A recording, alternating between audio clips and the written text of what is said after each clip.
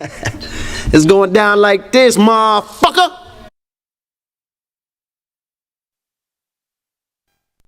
This shit is crazy. The following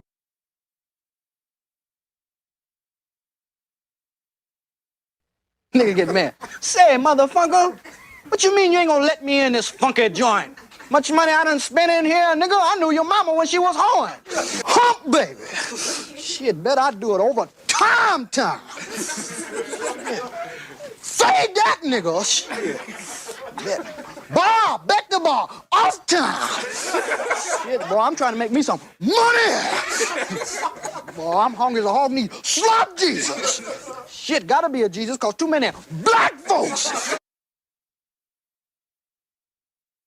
For what he has, he says that the only way that we can solve our problem is to unite. For what he has, he says, for what he has, he says that for what he has, he says, for what he has, he says that the only way that we can, for what he has, he says that the only way that we can solve our problem is to unite together among ourselves, among our own kind, clean ourselves up, rid ourselves of the evils that we've become addicted to here in this society, and try and...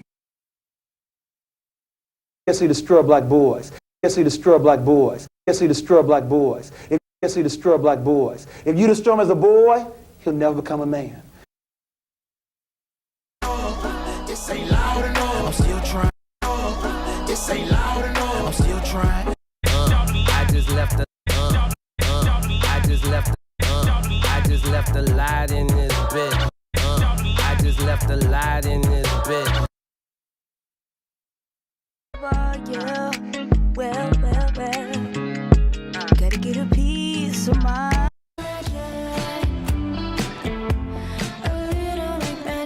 I'm trying to told you. You hear what I said? Yes, bitch, I heard you.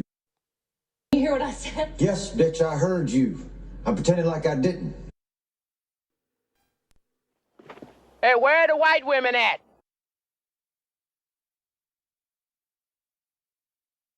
Your feet.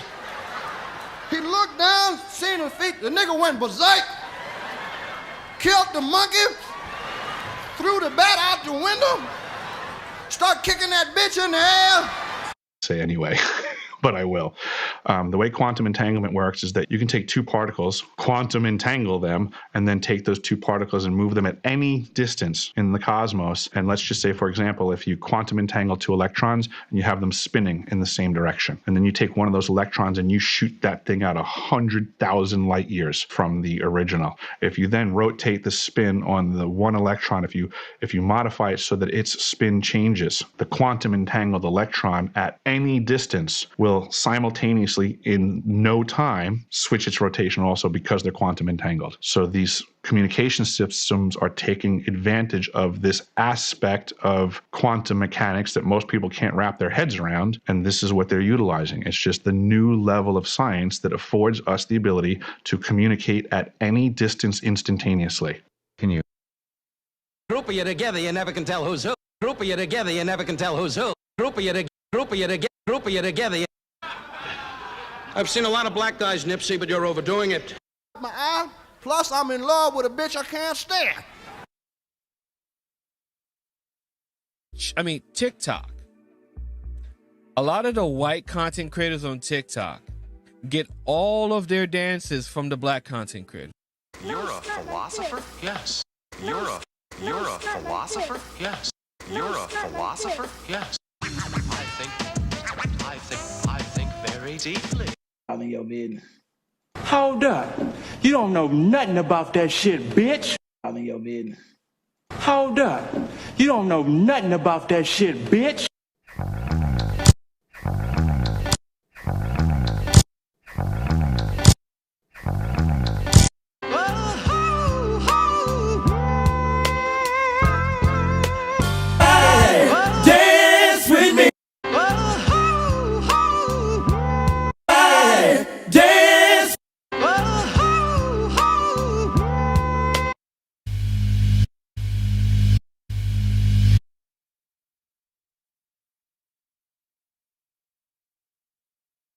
damn white boys out there.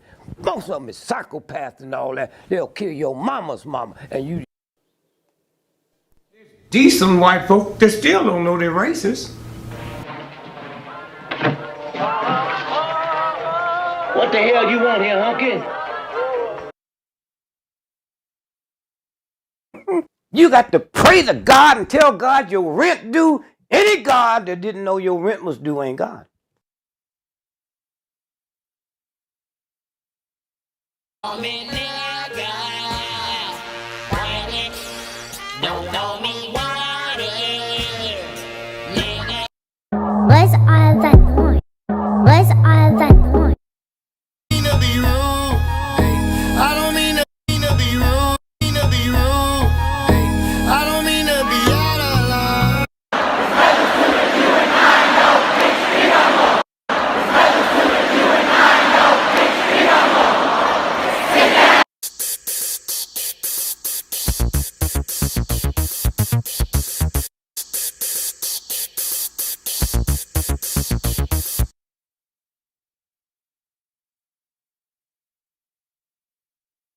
Your lines are still open.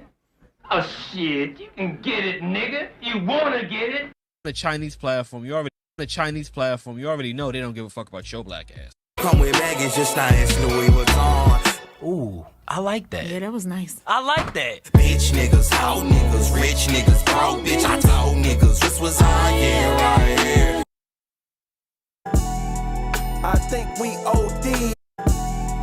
I think we OD. My word, can't be my equal, I don't know what you heard.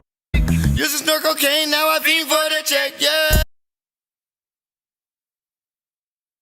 Heavy, I'm a walking dead man, is what they call me when I come. I hit the loot juice, and pulls up in the dude. Heavy, I'm a walking dead man, is what they call me when I come.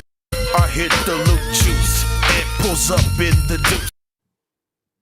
Like I said, you go to the history of European civilizations. 250 years is how long they last before they implode because of their greed, because of their violence, because of an inability to let others be, including themselves. If they didn't have brown and black people to hate, they would hate themselves. Slapping folks is satisfying. She don't like me, but I didn't know. Guess it was underlying. Some people, they feel like you almost have to sell your soul to get fame, or is it just hard work, or is it luck, is it consequence, is it? No, most of us done sold our soul. We just called it something else. Do that dance, baby, do that dance, let's work it out.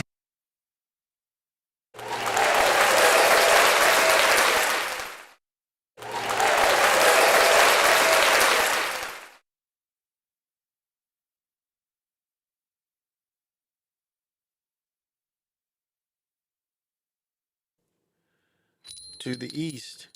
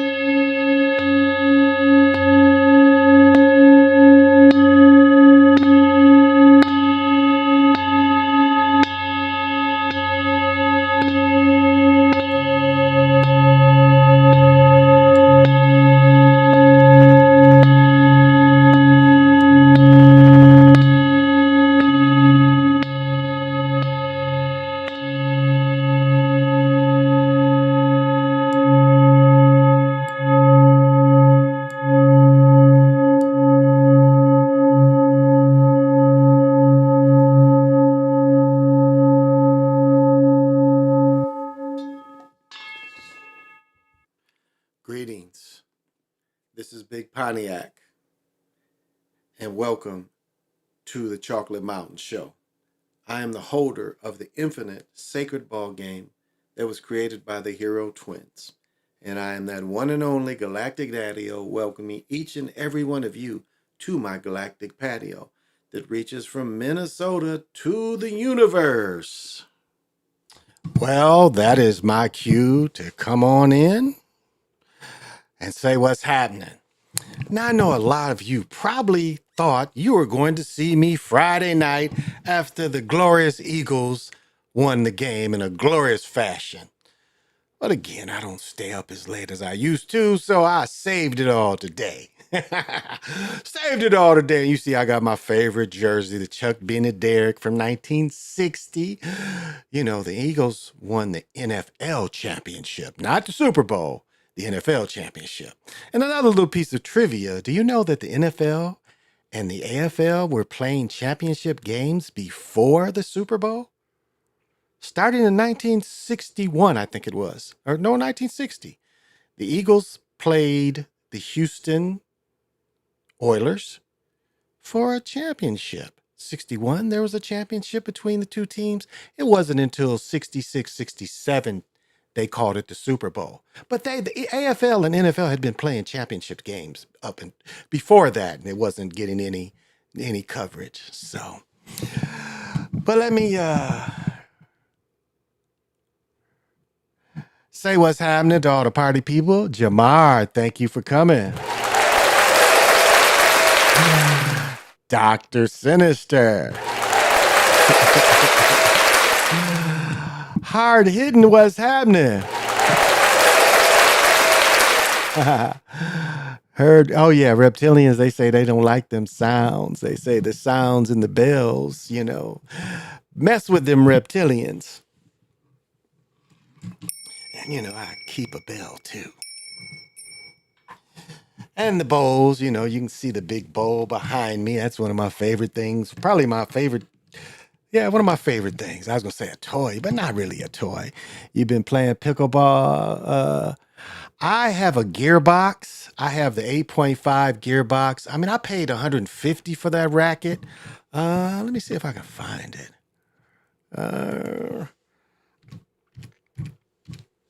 But you know, oh, here we go. It's showing me the wrong kind of gearbox. No. Oh, here we go.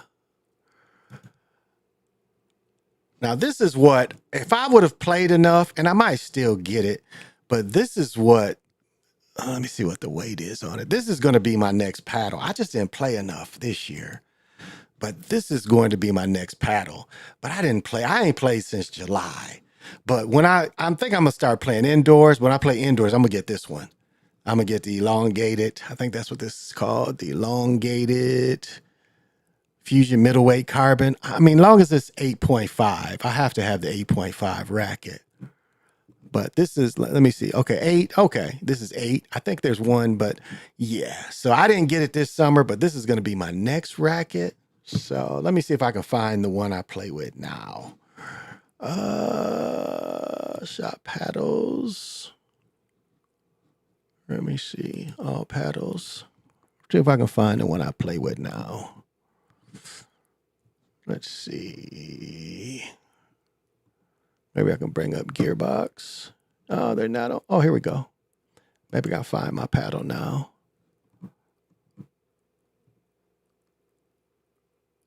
This one. And it's not as much. I paid $150 for this last year, but this is the one I play with. I play with this one. Yeah, 8.5. Let's see the weight on it. Yeah, this is the one I play with now. I play with this paddle. And when I bought it again, you know, I bought this last year. It's $119. I paid $150 for mine last year. But this is what I play with. I play with this one. Got a couple scrapes here. But yeah, I play with this paddle. So elongated. I don't like the paddle. I don't like the paddles with this rib around here. And to kind of show you what I mean by ribbed paddles, because Gearbox don't really make any with the ribs around it. Let me see. Franklin does.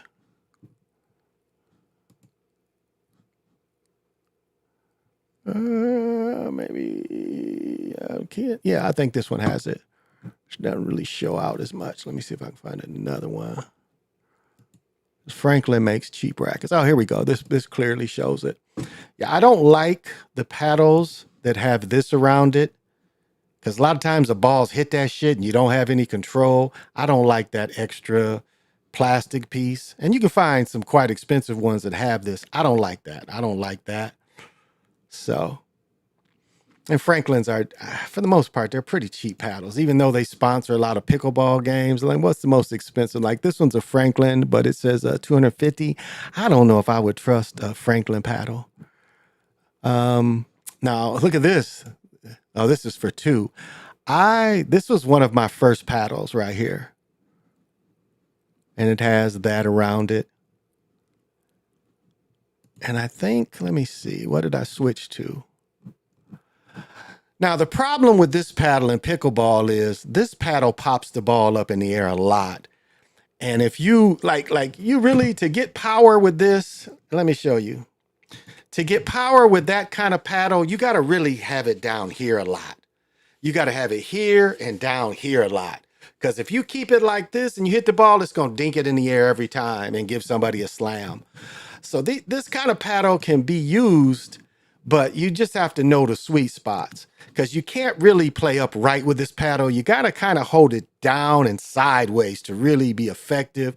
Again, you know, if you just playing, this is not a bad entry-level paddle, but you just got to find out how to, you know, get the power out of it the best. And to get the power out of that paddle the best, you really have to play it like this. You got to hold it like this a lot. A lot of times you got to return it here or here. But if you put that sucker like this and somebody hits it at you, it's going to pop it up in the air almost every time. And that's the problem with, you know, when you play with new people, that's especially with that type of paddle, they hit it like this and it pops it in the air and gives somebody a slam. So, you've been playing, lost 35 pounds? Yeah, I was down to 212 and I'm 230 now, like 227 to 230. Yeah. Let's see, I've been playing all summer. That's nice. I wish I lived in the city. Yeah, carbon fiber is all I use, but I am due for a new one. Yeah, I'm due for a new one because I bought mine last June. I got it for my birthday of 23. So, I swear on everything, I got the same one, but it's black and yellow. Okay, but yeah, you're gonna get your power from down here or here because if you hold it like this, you're gonna get a lot of pop-ups. So that's like I played with one dude that had that paddle, and I mean he understood where his power was from. Literally, he played the whole time pretty much with the paddle down, but he was able to drive that ball because again, that's where all the power kind of comes. He was holding it down like this, and he was quite effective using, you know, that kind of paddle. Franklin was my first paddle. I didn't know better. Paid 100, got mad one day and broke it. I hate it when it hits the end of the paddle when it's up for dinking. Yeah, and it's just that type of paddle is harder to control than dinking just because of the way it's shaped. But yeah, I mean, look at the power you can bring from holding it like this or holding it like that. You'll get a little more power. Now, I'm a good backhander. I'm one of the few people I know that I backhand the hell out of a ball. A lot of people don't try to backhand it hard, and I can get a lot of top spin off backhanded. So, but yeah, it's a great way to lose weight, no doubt. I haven't played since I ended up getting heat stroke. The doctor said I probably was a little bit dehydrated, but I need a big sweet spot. Yeah, and that's why I like the gearbox. My last two paddles have been gearbox because the first one I got was too light. It was 7.5, and the next I want to say my paddle now is 8.5, but it was just a little. The 7.5 I was always swinging and missing. It was just a little too light, the 7.5 gearbox, but a sweet paddle, you know. And it's funny, you know, I didn't play as much as last year, but I pickled a couple people. I played one-on-one with a dude. I wasn't even trying to pickle him, but I pickled him like he was a young dude. And what happens is a lot of people get to panicking, you know, because it's not, you know, one-on-one, it's not a lot of points. I was just trying to play back and forth. And I noticed, you know, I said this before, it's like I don't have a training partner. And I think to be good, you really need a training partner. It's better to have 4 people. Like if you have 3 other people that you can train with all the time, you can really get better. Because with 4 people, you could play probably 15 games in an hour. And that's quite a workout. You can play about 15 games in an hour. So I imagine in the morning, if I wanted to get up, they're still probably playing outdoors where I play outdoors. But I don't know if I'm going to get up to do it. So, and this week I'm not going to be eating. I'm getting a colonoscopy this weekend. So they've already, I'm not eating everything. So, yeah. So, and I should have just pooped in the little box and got it done with back in 3 years ago.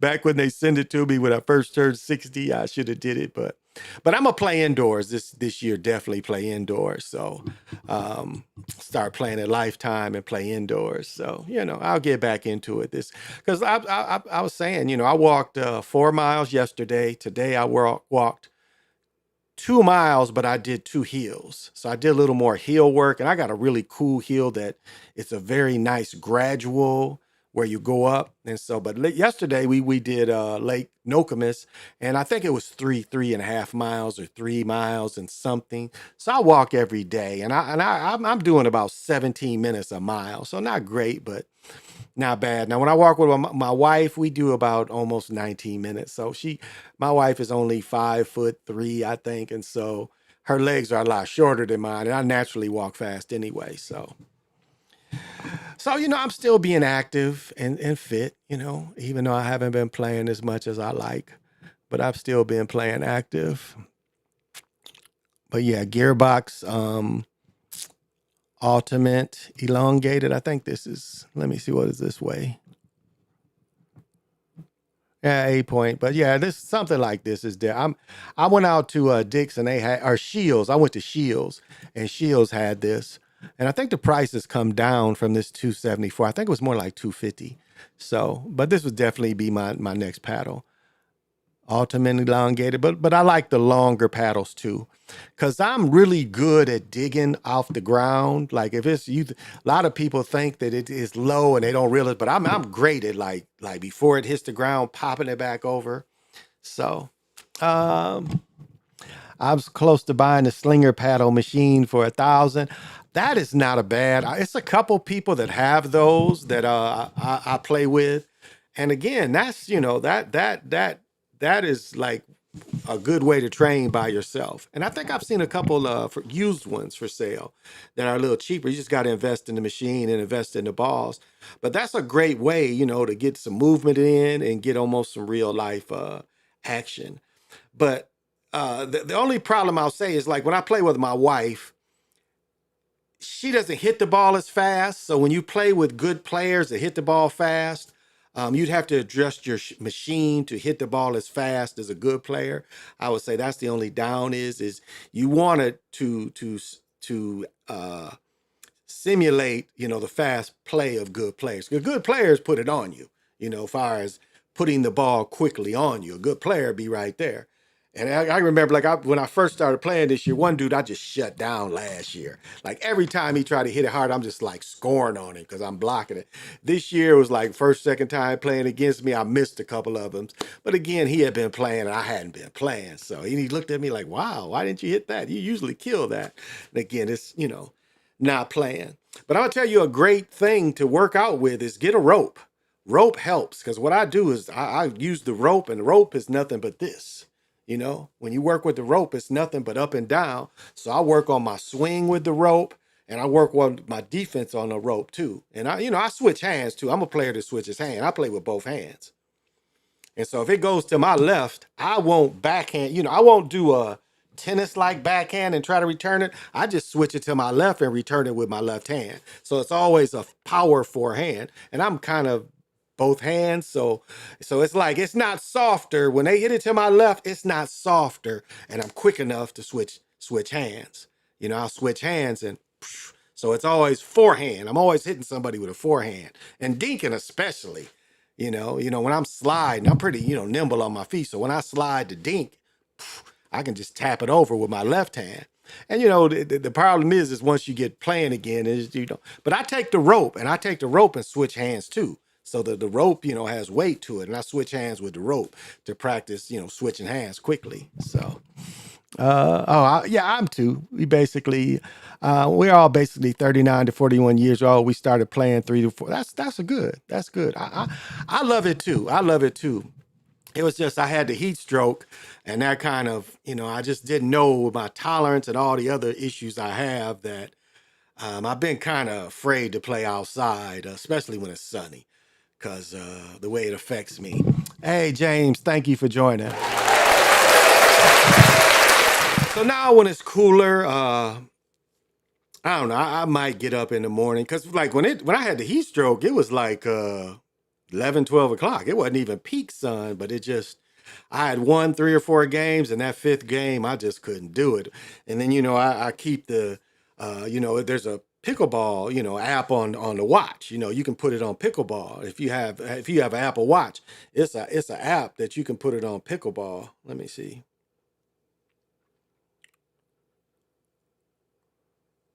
I don't know if this is show. Outdoor walk, outdoor run, indoor pool.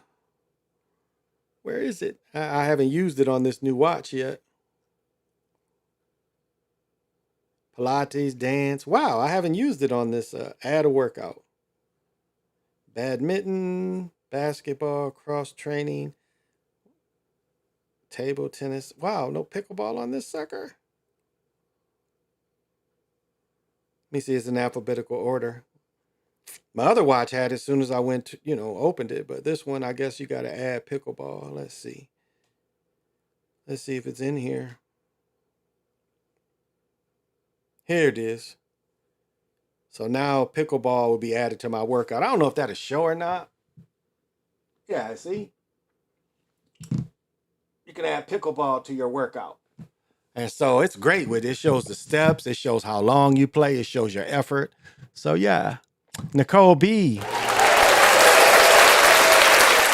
I do not play fantasy football. And you know what? What's interesting? Fantasy football was started in the early 60s. I just caught that. I caught an article that who was it? The Giants didn't have a good team. So some dudes invented fantasy football in 1962. The first time I heard about it was 1995, 94. But no, I've never played. I've never played fantasy. So I've never played. But thank you for coming, Nicole. I appreciate it. So no, I've never played that. So,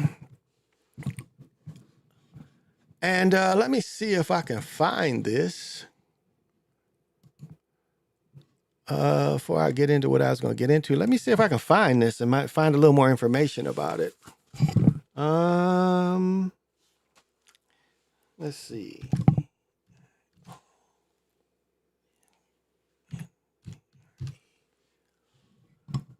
Yeah, here it is. I don't know if you guys heard about this. Oh shit, I killed it. See if I can bring, oh, here we go. Did you guys catch this? DeAndre Overton, national champion. He played 2 years for Clemson. He got killed this weekend.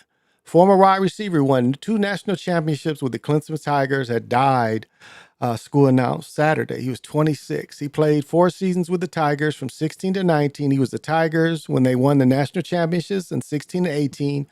He had 52 catches and 7 touchdowns. And the entire family mourns the passing of him. The details. Well, he was at a party and he died in Greensboro. So he probably went to high school in Greensboro, but he was at a party. So I don't know if there's anything else, but he was at a party and got shot. He got shot being at a party. And again, did he go to the party thinking he was going to get shot? What did he do? I mean, was he a hothead? Let's see if we can find anything else about it. But he went to a party and got shot.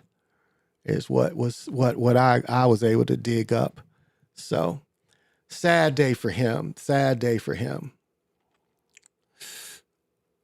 Oh, Elmer Amaru Khan, also known as El Does It. Thank you for joining. So yeah. Oh yeah. Did you guys check out Brady tonight? Oh, my light went off. Turn back on. Oh, here we go. No.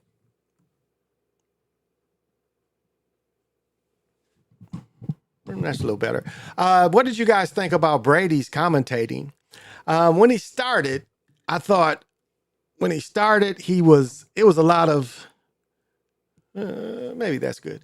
Yeah, when he started, there was a lot of, he wasn't quite picking up on the flow of back and forth when he started.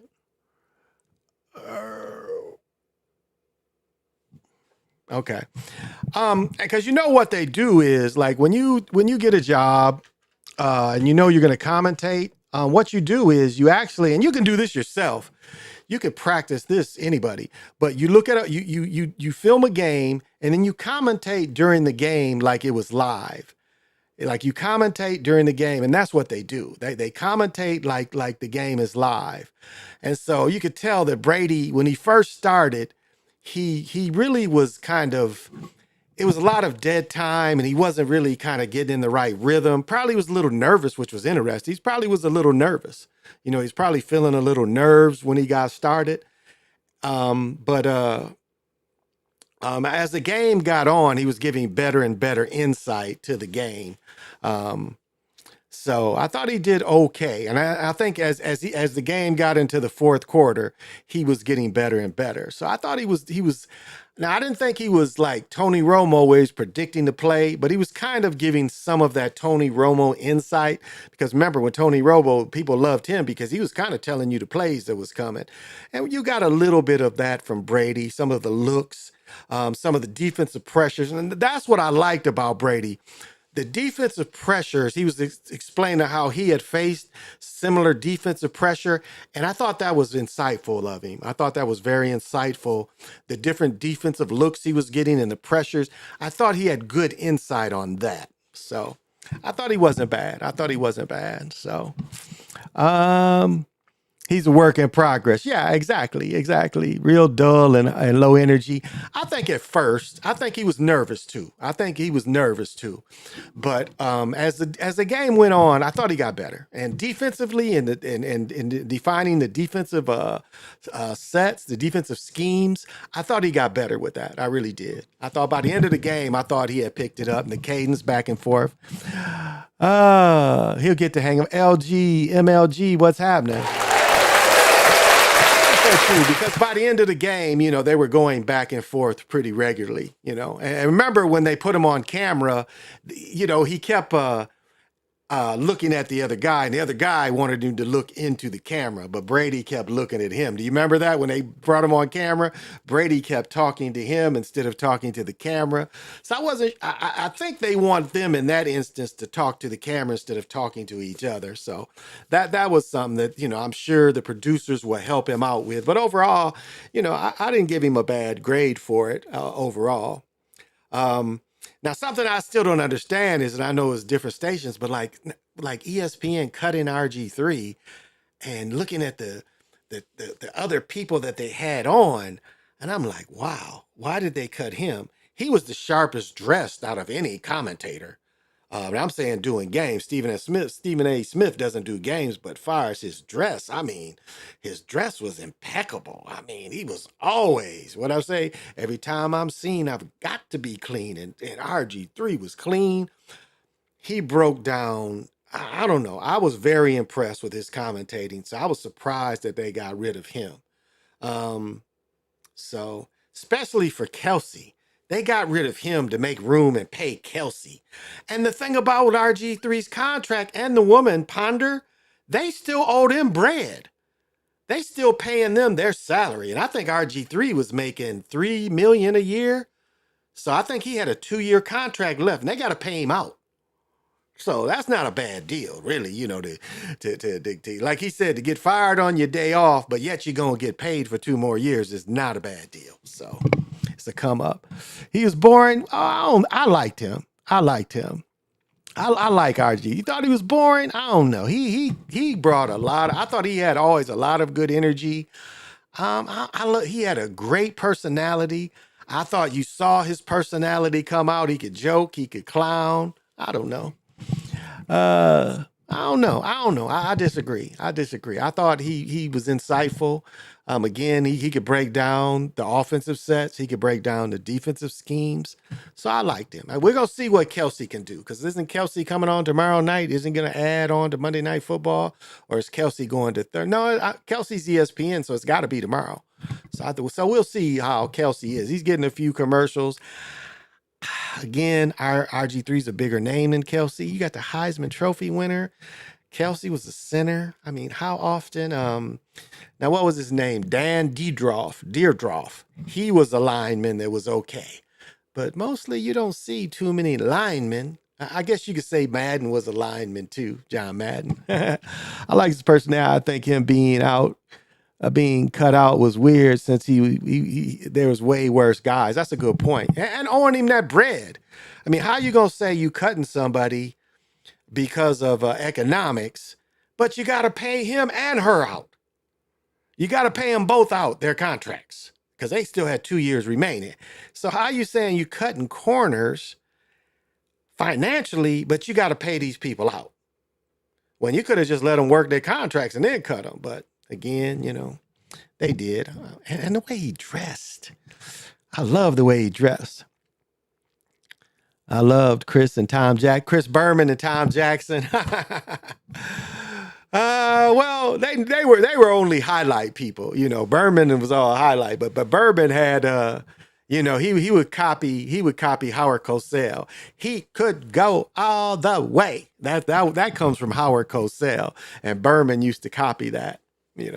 So, and I watched the very first the Jets and Joe Namath, and I think Joe Namath threw a pick six on the first Monday Night Football game. It was the Jets. I don't remember who they played, but I watched that game. I watched the very first Monday Night Football game, and didn't get to, I stayed up for that one, but my stepdad wouldn't let me stay up for normally. He wouldn't let me stay up. I stayed up like a half hour. He'd let me stay up for about a half hour. But that game, I stayed up all night and watched it with him. But after that, he wouldn't let me stay up, just because it was the first game. But I liked Dandy Don Meredith, and I liked Gifford. I like Gifford. I thought Gifford was he was the old football guy, and it was funny not seeing Gifford, being out there. And I watched his whole career, Now, again, when he played, I think when he retired, I was in kindergarten, first grade when he retired. So I don't remember him much as a player, but as an announcer, being in all the commercials, yeah, he was one of the first real player announcers, because they had him doing a little bit of everything. So I liked him, though. Jets is my favorite team. Okay. RG3 did stunts. I didn't see Kelsey running out with Clemson. Yeah, RG3 kind of was a ham. He was definitely a ham. He definitely was a ham. No doubt about that. Hey, PJ Allen. PJ Allen sent me a text of that sweet. He got the Knicks jersey, which is nice. Joe Buck should have been fired a long time ago. He got no personality. And I showed a video of Joe Buck where it looked like he had I don't know if y'all remember that video. I showed a video of him, and his hand it don't look like that now, but at one time his hand looked like, maybe he's a shapeshifter, but they showed his hand, and it really looked like, what's his name? Jimi Hendrix. Jimi Hendrix is still alive. Morgan Freeman. Jimi Hendrix is Morgan Freeman. But anyway, Morgan Freeman got that fake hand. I showed Joe Buck with that. It looked like he had one of them fake deformed hands. I don't know. It looks different now, but if you guys remember, I showed a video where that hand looked deformed. I don't know what they did to fake it, but I don't know. That threw 2 picks. Well, are we surprised? We're not surprised, are we? We're not surprised. I mean, I had picked the Seahawks to beat them. I had picked the Seahawks to beat them anyway. But I don't like that coach. I don't like the coach. I don't like the way he did Russell Wilson. But I'll say this in his defense: Russell Wilson was bogus as hell. He said he had to have an office, his own trainers, but an office. He had to have his own office like the coaches, and they gave it to him. And the bad thing about it is he's going to be a salary cap nightmare for them because they're still on the hook for half his salary. So he's still getting paid by Denver, even though he's playing somewhere else. They're still splitting. What is he making? 30, 35, 40 million a year? So how you pick this games? Oh, okay. Since you asked, this is how I did this week. Chiefs and Ravens, I lost. Packers, Eagles, I won. Titans, Bears, I won that one. Panthers, Saints, I lost that one. Of course, I won the Vikings. I won that one. Vikings look good. Donaldson looked good. JJ looked good. Patriots, Bengals, I picked the Bengals. I lost that one. Steelers, Falcons. Oh, you guys see the video I made? I was so happy Kirk Cousins lost and got buried. Like, why would you give Kirk Cousins all that money? Kirk Cousins is worse as stiff, can't move. So if you running at him, he ain't going anywhere. He can't even sidestep. Kirk can't even sidestep. So the Steelers, I got that one. Texans and Colts, I got that one. Cardinals and Bills, I got that one. Jaguars and Dolphins, I got that one. Broncos, Seahawks, I got that one. I lost the Raiders, I picked the Raiders. Cowboys, Browns, I got that one. Buccaneers, Commanders, I got that one. And of course, I got the Lions. And so today I end up 10-4. I end up 10-4 today. 10-4. That's what I ended up today. And then, we got one game left. And more than likely, the 49ers are going to beat the Jets. And I'm going to be 11-4. But yeah, I end up 10-4 today. 10-4. And I'll say the only... I don't know why I picked the Raiders. I guess out of sentimental, because that was my old team. But when the Chargers got a better quarterback, so I should have saw that coming. But that was the only one I questioned. Cowboys look good. Dak looked real good today. Dak looked good. But the Eagles look... But I'll tell you, Hurst sucks. I'm going to say what it is. Hurst does not look good. He does not look confident. The center, him in the center, what was it, 2 fumbles? Now, Barkley looked real good. Barkley looked good. Barkley looked real good.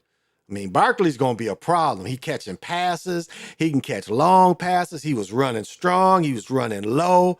Barkley looked good. But Hurst, I'm not impressed with Hurst. I mean, I know he played last year hurt, but what is this, his 3rd season? You're just not seeing the maturity of him. You're not seeing the zip on the ball. I mean, he's just, I don't know. He's, and bad play calls too. It was a lot of bad play calls. Like Barkley ran the ball all the way to the 1, and then you do it, what do they call it? The tush push. Instead of giving it to Barkley. I didn't understand that. Remember he fumbled, they lost yards. Why not give it to Barkley again? That's the Marcel Lynch thing again. Why not give it to him? He just got the ball down there, and then you go line up with everybody with a different center. Kelsey was the one that made the tush push successful. It was Kelsey, because Kelsey stayed low. Tyreek Hill, yeah, that was a shaming. That was probably his shaming, is what I'm guessing. That was his shaming ritual. It made no sense. You know who the players are. You know the cars. And so they just wanted to fuck with the athlete. They know the cars. And if he was speeding, he deserved a ticket. But more than likely, somebody up there in the administration building is like, y'all better erase that ticket. Miami's making us too much money for you to be fucking with these players.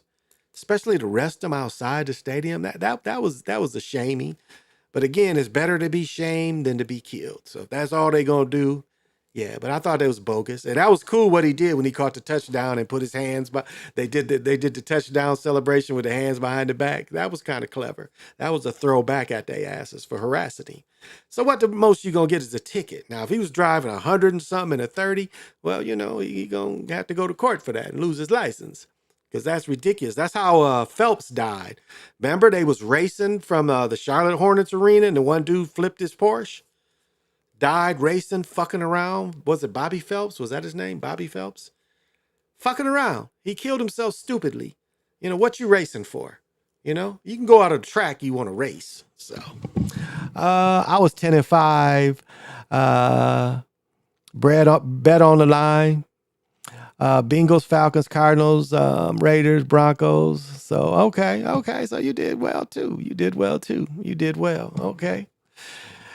Maybe it was an easy week to pick too. Maybe it was kind of an easy week because there really wasn't any upsets. Not really. If you look through, the Bears was an upset and they got help.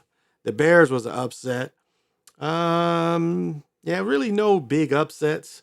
The Falcons is weak. I thought so. The Cardinals, I know they scored a few touchdowns, but they're weak. Miami, I figured they would beat the Jags, even though the Jags scored early. Seahawks, I knew at this point, was stronger offensively. I knew they were stronger, and I don't have the NFL package. Chargers, I overestimated. I overestimated the Raiders on that one. And the Cowboys, I knew the Cowboys had a little better. I knew Deshaun, even though Deshaun looked good. I'll say he looked pretty good, but again, his line wasn't giving him a lot of time. He missed the one touchdown, should have been to Cooper. He missed that. He threw that a little late. But overall, their team is going to be decent. And the Lions game was good tonight. I was glad they got that test because both teams look good. But Matt Stafford has to be close to 40. Let's see. How old is Matt Stafford? How old is Matt Stafford? Oh, he's 36. Stafford's 36. Okay, I thought he was older. 36, you still not too bad. He's still not too bad at 36, but he ain't. Bobby Fields. Yeah, that was it. Bobby Fields killed himself. Yeah, Bobby Fields is who you. Yeah, Bobby Fields. Yep. Yeah, Bobby Fields racing with the little guard. Can you see his face? But forgot his name. Yeah, I can kind of picture the other guy. Yeah, Bobby Fields. Yep. Died the same way as Drazen Petrovic. I thought Petrovic. I didn't realize he was racing. I thought he drove off a mountain, slipped and flipped his car, but he was racing. I didn't know he was racing. Yeah, but it's like coming out of down there in Charlotte, it's and a lot of times them cars get up quick. That's why I wonder about these people driving David Wesley. That's right, David Wesley, the other guard. They both had Porsches. Thank you, James. Yep, David Wesley. That's who he was racing with. And to kill himself. And maybe he was goated, maybe he was goated into killing himself. That's very possible. Maybe he was goated into killing himself, let's get to, and then we don't know, was his car tampered with? We don't know, But I thought Petrovic, which, it's funny when they talk about him, players was talking about him, how bad he smelled. Like him and Tony Kukoc, they was saying they was the worst smelling dudes when they came to America, but especially him. Peklovich, when he came here, now Tony Kukoc was here long enough where he got some of that smell off. Peklovich wasn't here that long, and they were saying he smelled sour the whole time because, again, they don't shower in some countries the way we shower. But yeah, him and Tony Kukoc, they was saying they smelled horrible when they came here. And the showers at first wasn't taking that smell away from them, because you know how your skin gets sour? Like, you know how them people be funky for so long, their skin be sour? That's how them two cats was. They had that sour smelling funk. I think it was either racing or his car got off by a truck. Yeah, I think it was he hit some ice and maybe the truck. But I thought he was on a mountain and or driving in the mountains, and he hit an ice patch and flipped down the hill, I thought. But that could be wrong. It was so long ago. And I wasn't impressed with him anyway. They talk about, I wasn't impressed with him. But it's funny, I was watching some film on Robert Strickland, and Robert Strickland was one of the first ones that copied the Eurostep, and they called traveling on him. And oh, come on, what is the guy's name from the first one they brought over here? Oh gosh, I've mentioned his name many times. Shabanis, not Sabonis, but Shabanis, the one that played at Golden State in the Nets. Yeah, they called him. They called traveling his Eurostep all the time. But I found Rod Strickland the other day where he did it, and they called traveling on him because it used to be called traveling, and then the NBA adapted it. See, so. Funky like fiends in the crack house. Yes. What do you think about Rich the Homie Quan? UK, remember the UK player that signed to Clutch Sports? That car looked like it was being controlled. That's a good point. What about the the guy that played for the was it the Raiders? Like that made no sense. The guy who signed up for the Raiders, they telling me in residential you driving a Vet 150. And I don't know if y'all ever driven past, like you go 125 on the highway. Do you know how quick you're moving? Like my mom's, what is it? The 300S. That car would do easily 130, easily 130. And like, do you know how quick you're going and how quick you're coming up on cars? Yeah, you got to be careful. Those cars, man, that's why these Hellcats that go damn near 200, you really would have to be, you'd have to really pay attention. Or like with the Kevin Hart situation, them cars ain't meant for cornering. Them cars is meant for straight line kind of speed, but you cornering, it's easy to lose it. It's like the difference between, when I sold my Taurus to my son, that Taurus laid in the corners. That's why I'm probably going to buy another one to drive for the wintertime. But the Acura, the RDX Acura, again, it's got that torque steer. So, you have to, it don't really lay into the corner like that. You have to really be careful of that torque steer. Now the M5, X5, excuse me, it hits the corners, it adapts. It's got that adaptive suspension.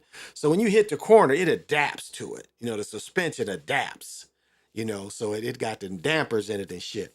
Oh, but let me tell y'all, we put the X5 to get some work on it.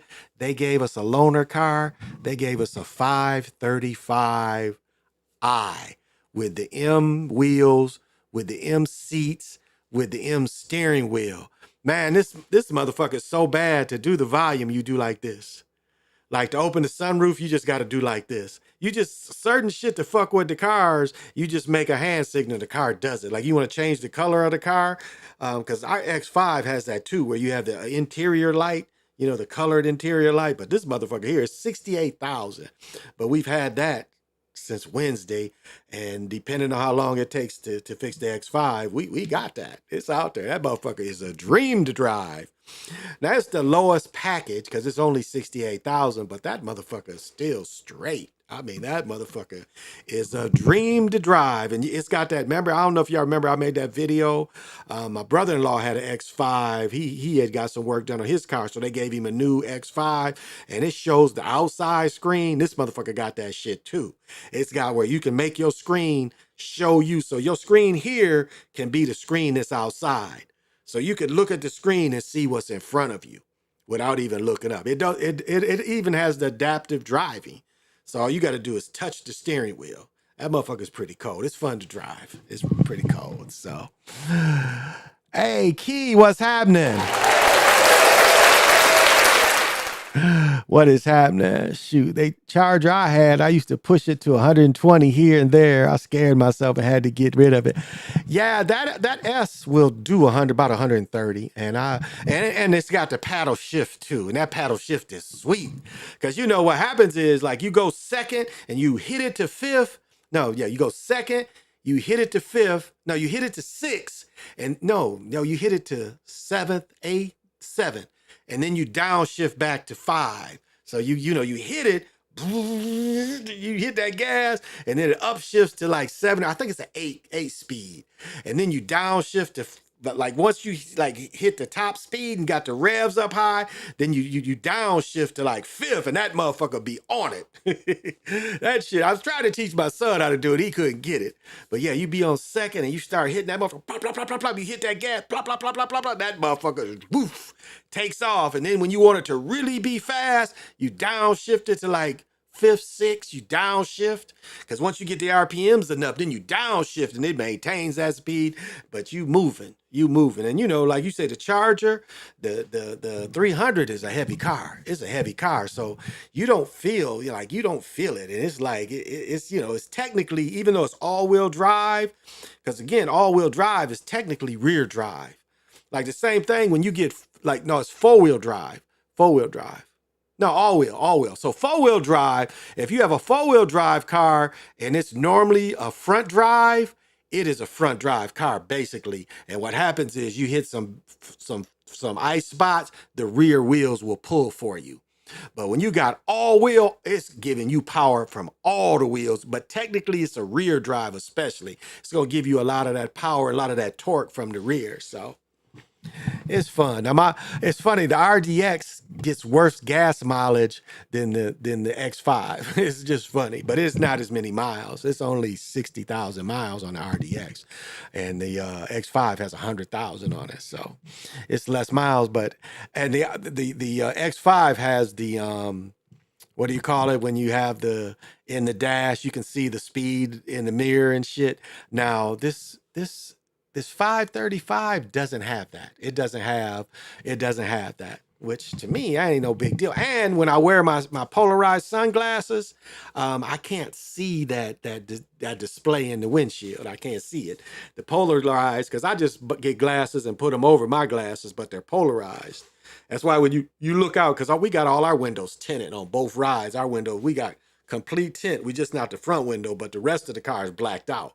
And with the polarized glasses, it's really weird colors that when you try to look out of polarized glasses through tint. And again, to see the heads up display with the polarized, you barely can see it. You gotta. So when we drove to South Bend, we drove to Indiana to go to Notre Dame. I did a lot of the driving, or we kind of shared, but I did a lot of driving. And then polarized glasses, seeing that heads up display was it's kind of funny. Like Beamers, I used to have a 745. Oh, you had the V8. Yeah, the V8 is nasty. I drove a V8. What is that? X7. Yeah, it's my car. That our X5 is nothing like that X7 with that V8 in it. That V8 straight up gets it. That straight up gets it. I must admit. And the same thing, you hit the corners, especially at 745. You hit the corners of one of them, because I've rented a few of them, and you hit the corners, they got the dampers and stuff. So, and it's funny, like this car, because like the X5 still has that big knob, the X Entertainment Center, E Entertainment, whatever it's called, it still has that. The new ones ain't got that shit. It's a little knob about like this. It's a little small knob instead of the big knob. It's a small one. But it's cool to, change the interior. But that shit, to turn the sound up and just, do like this or do like that to turn the sounds or answer the phone. You just kind of put your finger up and you answer the phone. That shit's kind of cool. But, so if you see pictures with me in it, I'm fronting. I don't own that motherfucker. But, I am going to front with some pictures of me, but I don't need a lot like that. Yeah, the lights in the court. Oh, we got the thing where you open the doors, the BMW, and they've had that for about the S class had that in 96. So that's been around for a long time, where you open the door and it shows BMW on the door. That's been around. But like the dashboard, you can make different colors inside lights of the dash. Like you can make it blue. I think she always keeps hers yellow or red, maybe red. No, I think it's blue. I think it's when I drive, it turns blue. When she drives it turns a different color. Because you know how you can set it according to the fob, you can kind of set the car set to whose fob is current. Because it gets like she's short, so she's got to have the seat way up high. When I get that motherfucker, the motherfucker like first thing it does is it goes down, it pushes me all the way in the back, and then the steering wheel goes down because I like the steering wheel down. And so it's funny when she gets in it, it's like pushes way forward. So it's kind of funny. But yeah. But yeah, we open the doors, and it's just, I don't think we got them in the back doors. We had a guy put them in. It's really easy to put them lights in the doors so they light up on the ground. Really easy. It's one little bulb, and it's an easy thing to do because dude did it in front of me. But I had it in the S class in 96, 95, 96. Terrible car. I had a 96, 95 S class. Terrible car. It's got that serpentine belt that tends to fail. Yeah, the bins from 96 to '08, very sketchy quality. Again, I can't say everybody, but a lot of them S classes was, I knew a lot of people had them. Because somebody asked me, came to me, and they was thinking about buying a '03 or '04 S-Class. And I was like, ask him about that serpentine belt, you know. And then he said he never heard from the person again. So you got to watch them years from 96 to, no, it's before that. It's like 93. You got to watch them. But if you're thinking about getting S-Class, have that motherfucker checked out. Because if you get it after '08, you can get a pretty decent car. But again, look at the history of it. Because any foreign cars, pretty much you're going to have, we had the 535 before this one, all-wheel drive, iDrive, or whatever they call that. And that we had a lot of issues where the engine was gonna eventually burn up. My nephew had the exact same car, and so we got rid of our car and got we got the RDX, and then we later got the X5. But that 2014, I think Sly broke it down. I think he did a good breakdown of those cars, and what was happening is, replacing a lot of plastic parts, and then plastic parts get hot and fail quicker. And we had two cars that had the exact same problem, so that just shows you the quality of them. Our car was the same kind of thing. You're gonna have oil pan leaks. We had one of the shocks in the front. Again, it's the adapted kind that was leaking, so we getting both sides replaced, getting the oil pan fixed, because we had that motherfucker warranty, and the warranty cover all that shit, so we getting it all fixed.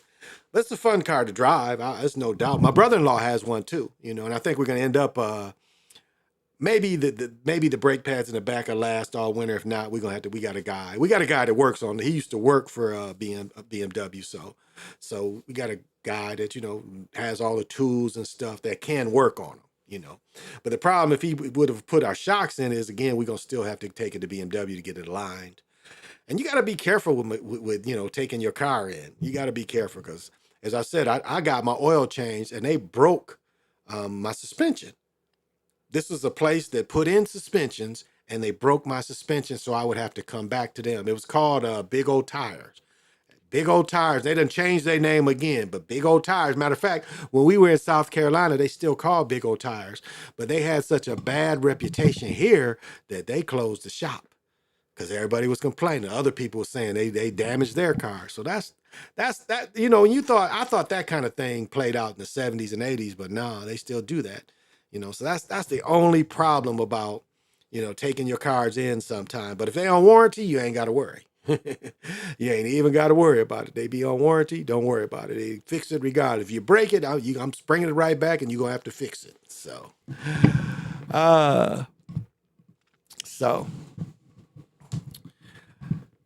But yeah, I wasn't gonna go on too long.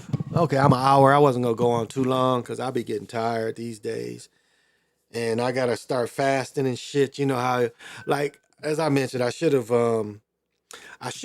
crapped in that little box and sent it in instead of going through all this fasting. But again, it's not bad to fasting, doing a cleanse, because it also, flushes parasites out of your system too, which is important, especially if you've eaten pork. Now, I eat very little pork, but I do eat bacon from time to time. I know I went to Applebee's maybe 2 weeks ago and they had all the riblets you could eat, and I did max some riblets. But as a habit throughout the year, all I really eat is bacon on a burger, so that might be once every other week. Yeah. But I went to we still got not Long John, Red Lobsters up here. Oh man, I had some lobsters, some lobster legs were so good. Them crab legs, excuse me, not lobster legs, crab legs. I get them and break them, get that whole big piece to come out, and I had the brine butter. Oh, that shit was good. That shit was good. So we eat out a lot. Now, I haven't seen Beetlejuice. My mother's going to see it tomorrow. Of course, with all the games and stuff, I'm not going. I didn't go Thursday night because, movies premiere on Thursday night. Thought the first one was stupid. Not really looking forward to seeing this one either. So we'll see. So if I watch Beetlejuice or not. Don't know if not looking forward to seeing Beetlejuice. So, but my daughter wants to see it, so I'll probably take her to see it. And I'll do a review on it. But yeah, not excited to see it. So, but yeah, I really didn't have too much, tonight. I don't know if everybody's in philosophizing and stuff because it's just interesting. I don't always be in the mood to philosophize. Sometimes I just stick to the sports. But life really is what you make it. It's like on Facebook, everybody's tripping because I put some stuff about Carmella and people that never comment. It's like, why you comment all of a sudden? Because it triggers people. And that's the thing is don't be emotional in this. You don't know either one of them. I don't defend either one of them at all. I don't defend Uncle Emerson. I don't defend the giggler. But I'll say this: whoever gets in charge, it does seem like the country is doomed in a lot of ways. I mean, it really does. It seems like they want I've said this, and I said you can go back. I got this on wax years ago. I really think they do want a war with the migrants. If you saw the movie Civil War, it wasn't really against the migrants, but think about it like this. Say it was a war against the migrants. Don't you know the government would start arming them? A lot of people try to say, oh, the Mexican cartels are the one arming them. But you just can't because when there's wars, the powers that be or the money or the powers that play, as Jody says, they pay both sides. That's the Rothschild 101. They pay both sides. And so you don't think if it was a war with the migrants, the immigrants, that they wouldn't have weapons and that our intelligence agency wouldn't be giving them weapons? I've talked about before when they're fighting in Syria. You got the Department of Defense fighting people that's backed by the CIA.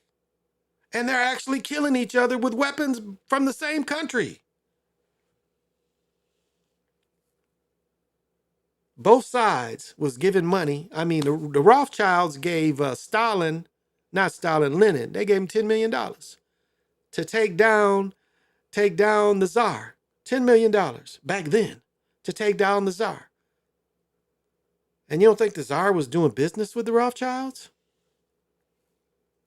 Queen Victoria, 3 of her grandchildren ran 3 different countries fighting each other. So who?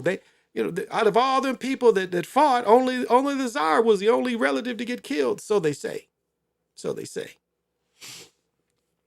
I mean, Henry Ford, I've talked many times before. I read his papers down in Greenfield Village when they used to be, you could read the papers. And I mean, he hated them peoples. He really did. He published a paper, and you it's a book you can get that Henry Ford wrote. He hate them peoples.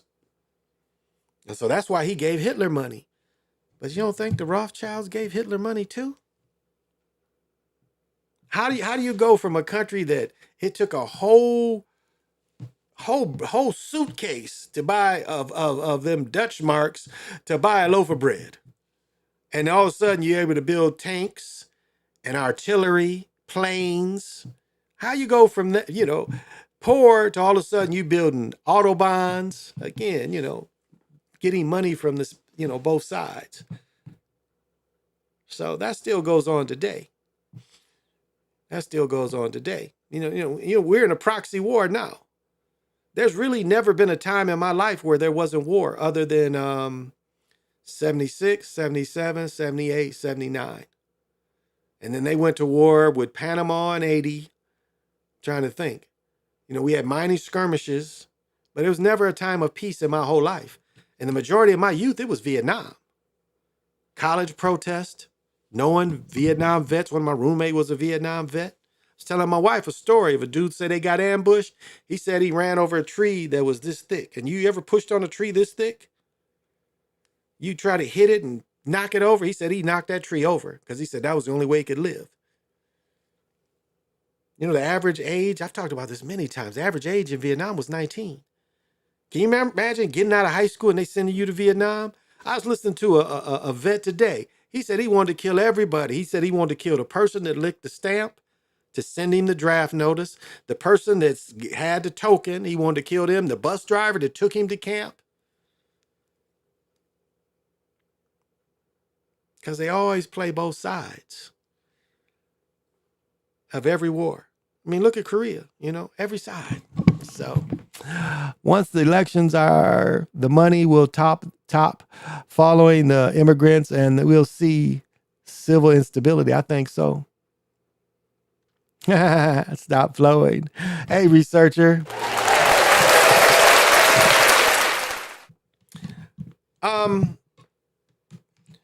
It's like if you look at who gets the money, like if you look at who gets election money, it's entertainment. You got the newspapers. This is who mostly gets the money. What do you see used with the money? Travel. So again, you giving the airlines money. The giggler gets to be on Air Force Two, so that's paid for by us. But that's what the money goes to. The money goes out to these people that turn around and support them and lobby for them, and that's how they pay them back. But look at the industry that gets money. And what did the brother call it? The political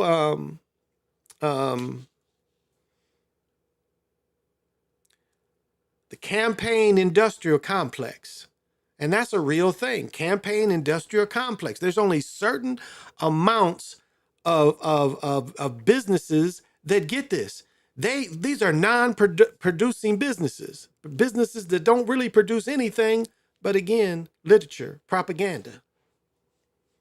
Isn't that funny that that's all? Most businesses, like even the industrial military complex, a lot of supplier parts. My son basically works for a place that makes parts for the military. So that gives a lot of real jobs compared to giving the money to magazines, television stations. And yes, it's people that work for these too.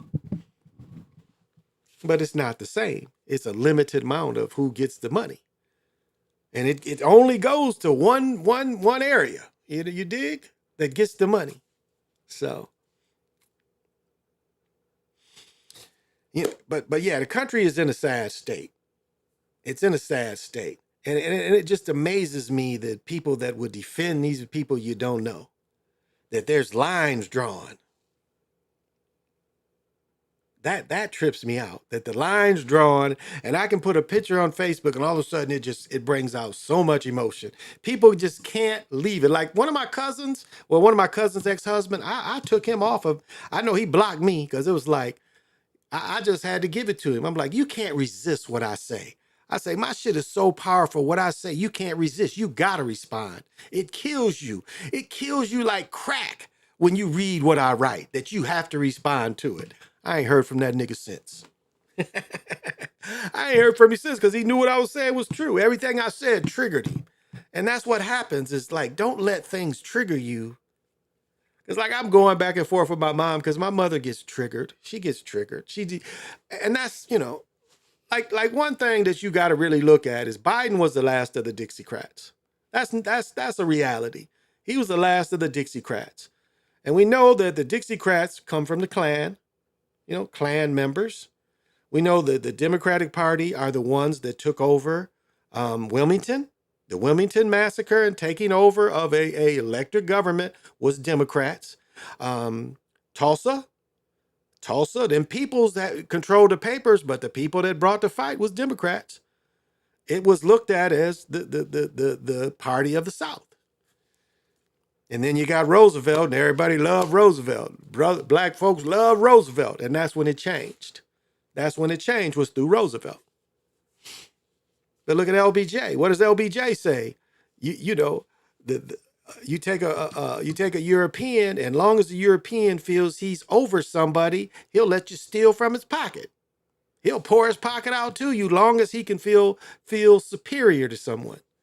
That's LBJ. Long as like what I said about Mississippi burning. The brother gets a tractor. Him and his European neighbor work their fields together. They got horses. They go back and forth and they work each other's fields. And then the brother had hit a lick or did something, save money to buy a tractor. And he's excited. He's like, man, we can both benefit. We're both going to be great. And you know what happened?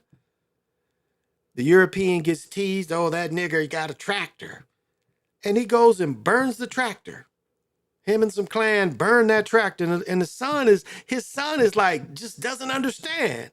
It gave him a short circuit. And he's like, how can you be so ignorant on something that we both would benefit from? You both would benefit from, and you just destroyed it. You're taking money out of our pocket. You're taking food out of our mouths. And what did he say? If you ain't higher than a nigger, you ain't nothing. So even though he would have benefited, he would rather hold somebody down despite the fact, and it's like people voting. People will vote against their own better judgment. It's like people not liking Obamacare, especially people in Mississippi, Arkansas, Tennessee. Some of these people would have benefited from Obamacare. But yet they're parroting what the newscasts say. Cost too much. What do you care? But people will put energy in things that is detrimental to them. So, and defend people that are beyond defending, you know? So, and I was fooled by Obama. I voted for him the first time. I wised up very quickly when I started looking at his agenda and looking what he was.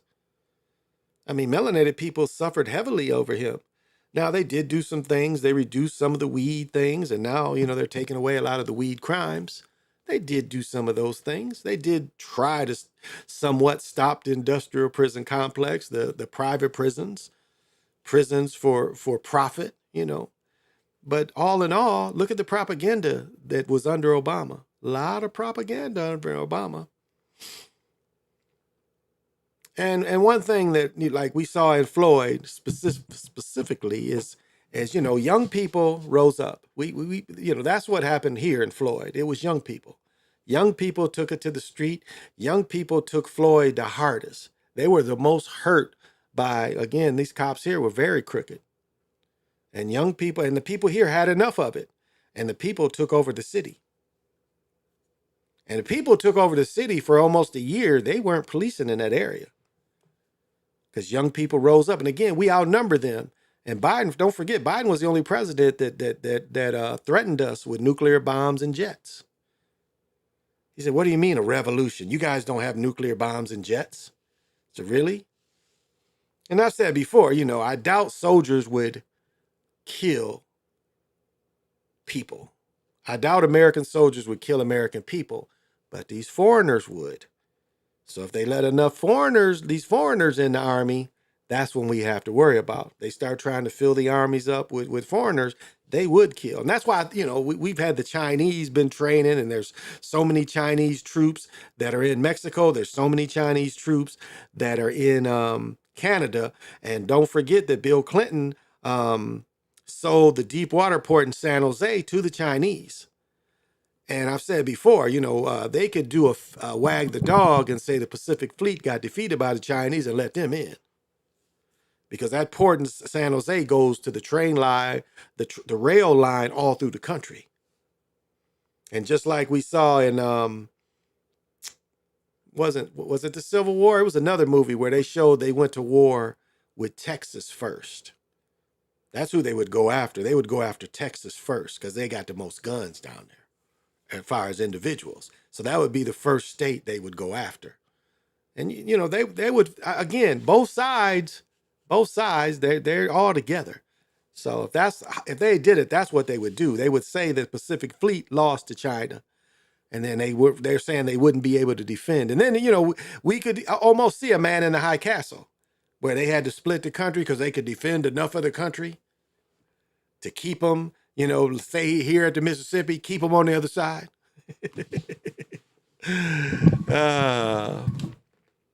Hey, homie 43, what's happening?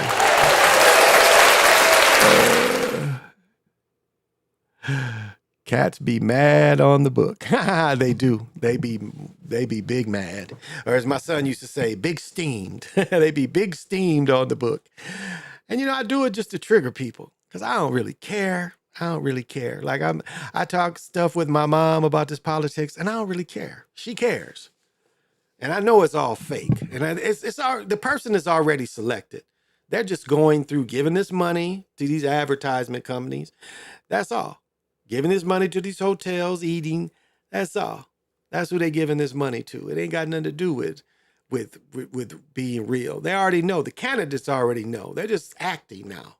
You know, our politicians are great actors, and that's all they're doing now. I think for a long time, you know, Tom Hanks was playing Biden. That's what it appeared if you looked at his face in the mask when Biden first came in. And then I think, you know, they was like, well, Tom, you got to quit playing him. And what happened? What happened when Tom Hanks quit playing Biden?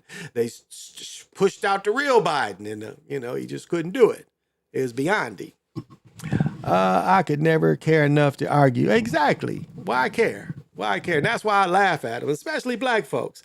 They will defend Democrats till what they say, the crows come home to roost. They will defend.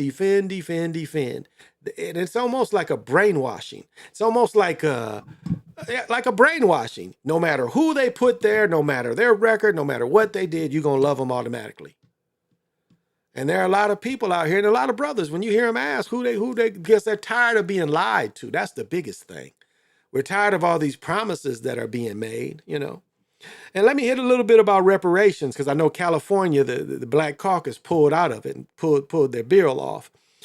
There should not be reparations for slavery. That's not when we really suffered. See, people don't have like I said before, this Will Smith movie where he plays the dude who got whipped on the back and in the Civil War. A lot of what you're seeing was really not the slavery, was really Reconstruction. That was the worst period for us. Slavery was not 400 years. I mean, I got a book on here.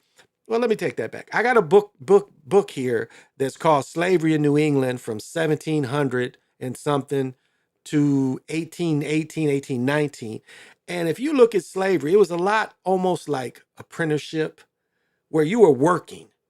You know, you got to make money yourself too. So it wasn't all that breaking up families and all that. Not all that, not necessarily all that. And then we know there's melanated slaveholders. In some states, the melanated people held more slaves than the Europeans. So slavery wasn't what we should get paid for, because the longer effect that we still feel today was Jim Crow. Jim Crow, we definitely should get reparations from Jim Crow, because more people were affected by Jim Crow, which was a caste system. Let's tell it what it is. Jim Crow was pure caste. That's what we need reparations for, on what happened to us from Jim Crow. Now, the Civil Rights Bill is clearly stated, the Indian Civil Rights Bill. That's what the Civil Rights Bill was, Indian Civil Rights Bill. But again, you know, that what was done to us in Jim Crow. And then, like, we don't, again, melanated people don't all look one way. We look a lot of different ways. And do you know how many people we lost to Jim Crow? Like, I got a book and talking about whole blocks of people just disappearing, relocating to other parts of the country and being European, and Europeans accept them. I got my great uncle, right? No, great uncle, my great grandfather's brother, went to World War I, passed and saw he could pass, changed his name from Ampey to Ames, moved to Salt Lake City, you know, disappeared from us because he saw he could pass. And a lot of these families that saw what Jim Crow was turning into, they said, no, we're going to have to pass to survive, because we don't want to be part of this caste system. And Jim Crow was nationwide. Don't think it wasn't. Don't think Jim Crow was just as, like Boston. Remember Boston, when you saw Boston and busing and they're stabbing a dude with the United States flag? This is still Jim Crow. So that's where reparations should come from, Jim Crow. Not slavery, Jim Crow, definitely. And that includes all of us melanated people. That would cover us all, because all of us and all of our families were affected by Jim Crow. All our families ain't necessarily affected by slavery. My people weren't slaves. My people were not slaves. My people are woodland Indians. And we can go from here, like my oldest relative died in 1619 that we've been able to track. He wasn't a slave, he was full Indian. And his family weren't slaves. His children weren't slaves. Now, he became a slave for 8 years. He got kidnapped. Not from Africa. He got kidnapped from Massachusetts and taken to one of the islands. one of the islands, Tobago maybe, taken to Tobago. So he was a slave for 8 years. So I will admit that. He was a slave for 8 years. Then he was able to come back. But up to that point, they weren't slaves. So that wasn't that. They did a lot of that. Kidnapping, like that's 12 years a slave. Kidnap them from the north, take them to the south. Because there's a lot of free people in the north. So it's a lot of things they don't really tell you that they want you to be emotional about.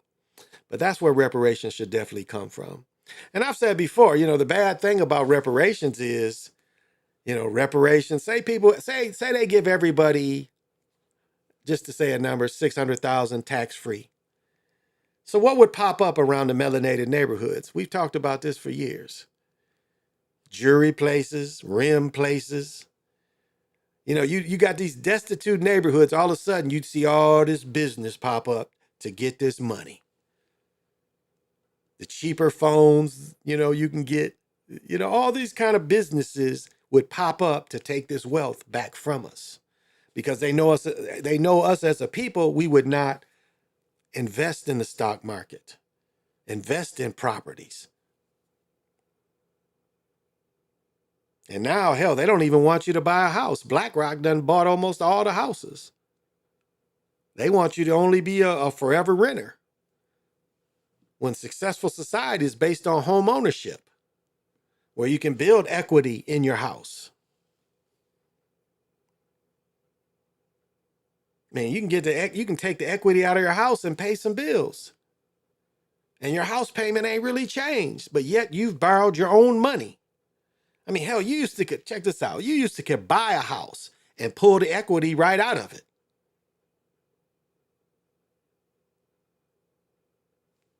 That was kind of a scam, but people did it. Buy a house and then pull the equity out of the house. And all of a sudden you done bought this house and you got 50,000.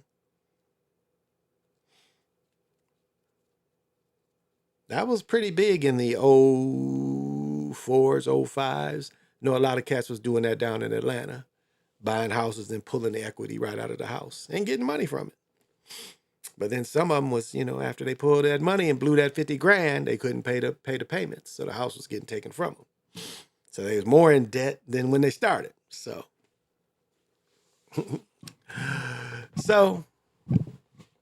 there's just some things to consider.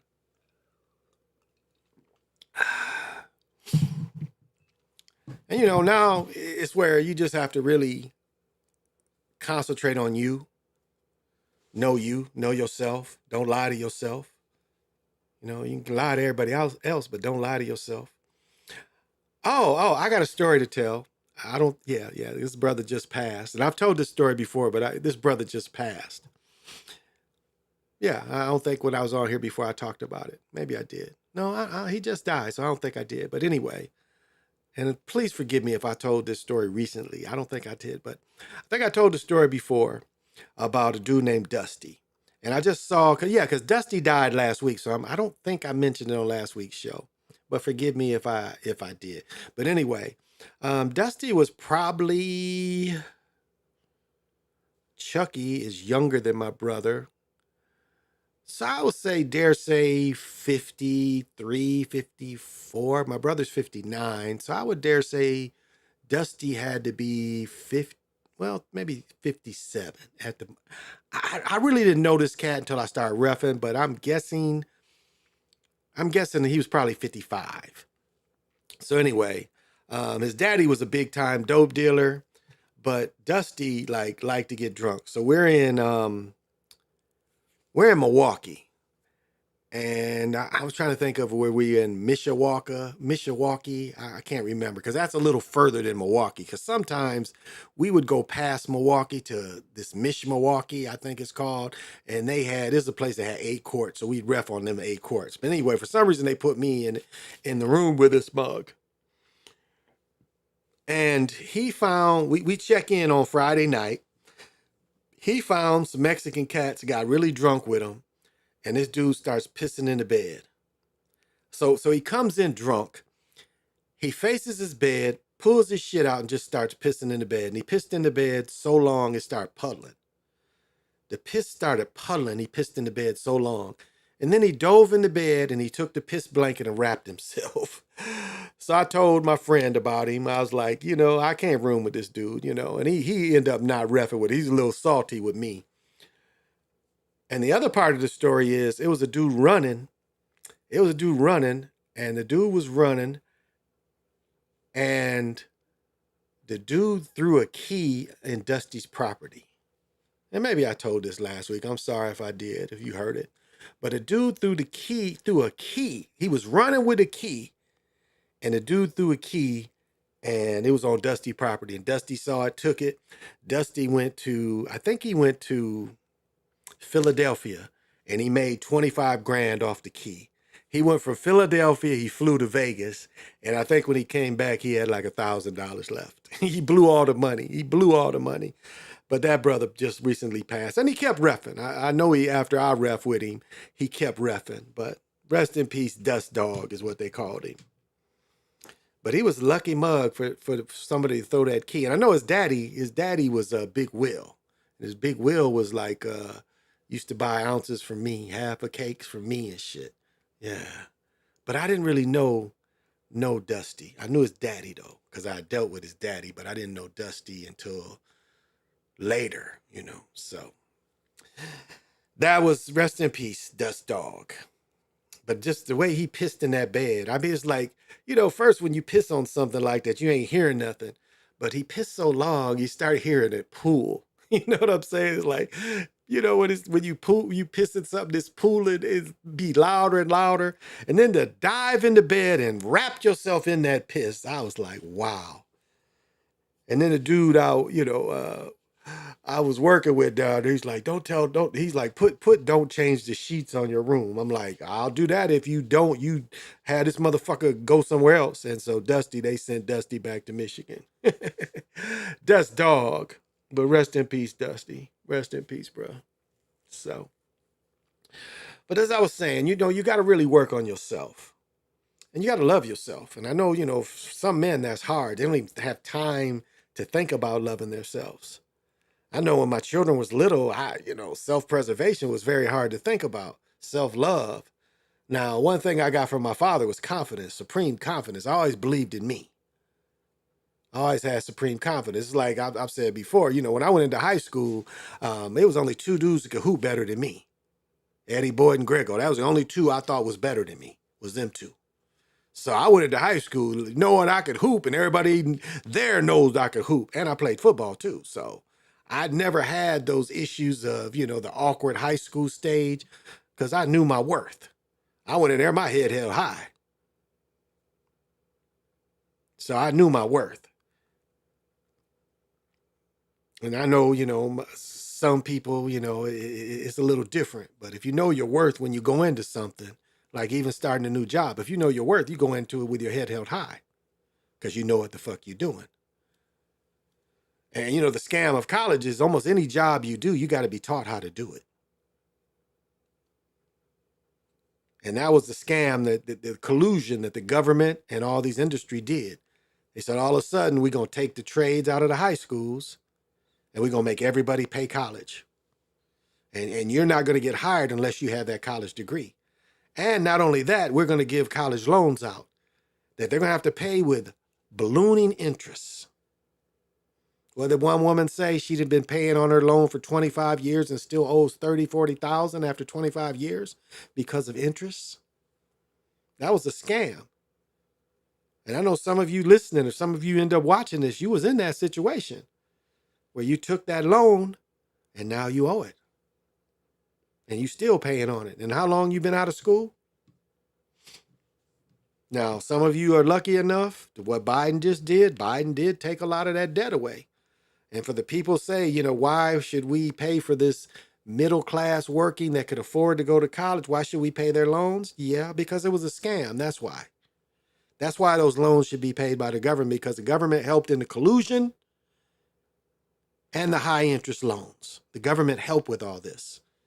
And let industry do it. You let the colleges do it. You help with these loans. It was a scam. So that's why it should be erased, because it was a scam. So,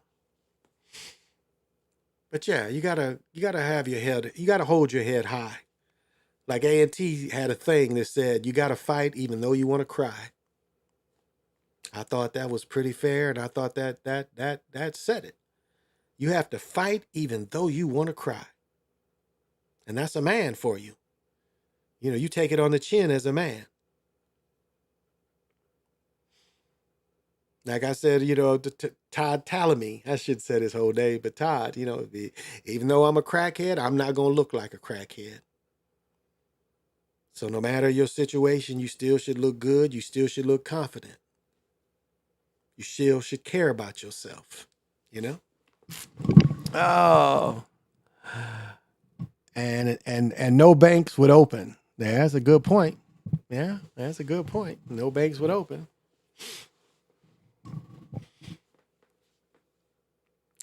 And so, you know, if you're lucky enough to get, you know, $100,000 lick, that's what it is. If you owed 100,000 and they wipe that out, that's $100,000 lick.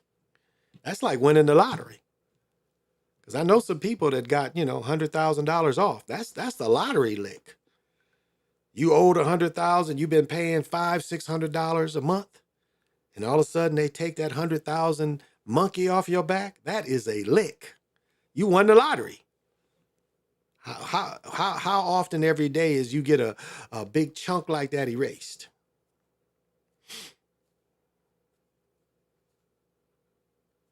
You know, not often. It's like I think I said this the other night, you know, my child support is finally over. You know, got a little break and it's like, you're done. I'm like, okay, cool. I paid that chick thousands. I paid her mama thousands. And this is what's funny. This is what's funny. My two exes that didn't have college degrees, they both put me on child support. I'm going to repeat that. My two exes that I had children with that didn't have college degrees put me on child support. My exes that did have college degrees didn't put me on child support. Now, I don't know what the point I'm making about that, but I think there is a point there. There is a point there.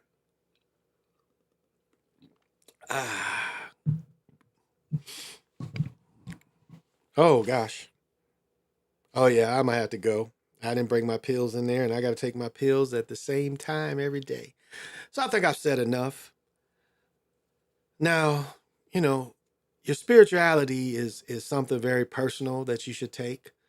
I would just say, how would I say this?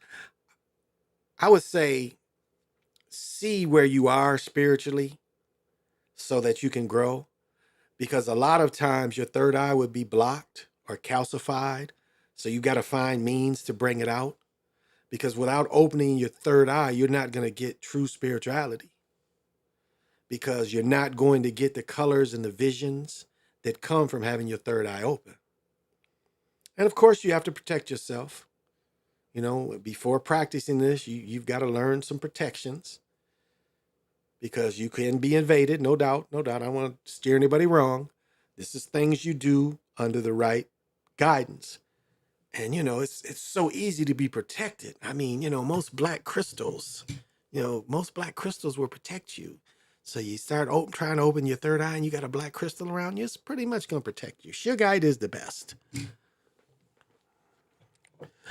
You get some of this and you start working on your third eye. This also protects you from the rays that phones put out. EFG rays, whatever it's called. EMG.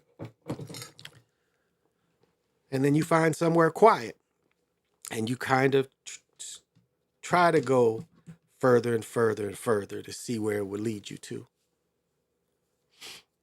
You know, do you have dreams where your ancestors come in to give you guidance?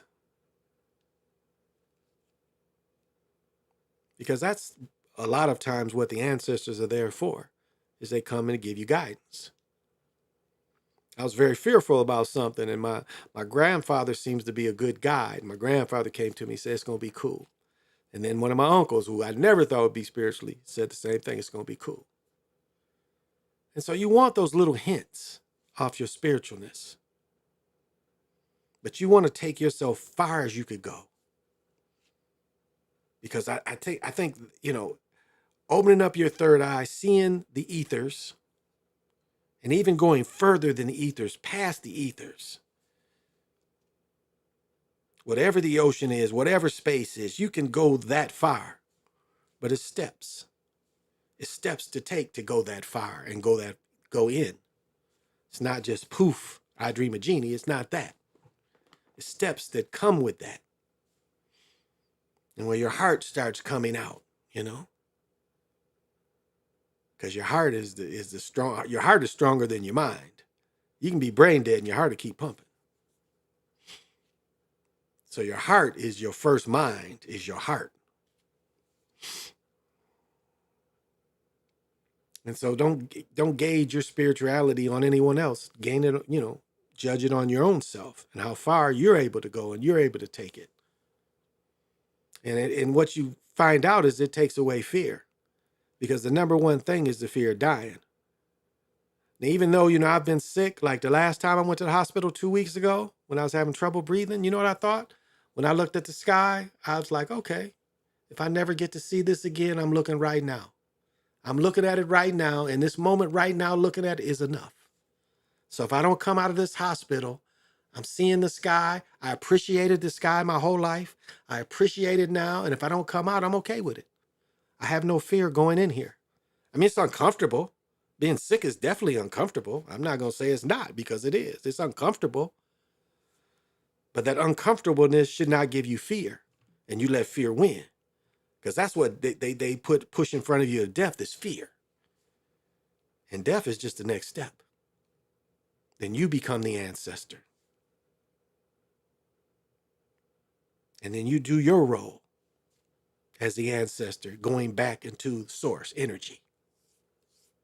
And the true source energy, and not all this tricky stuff.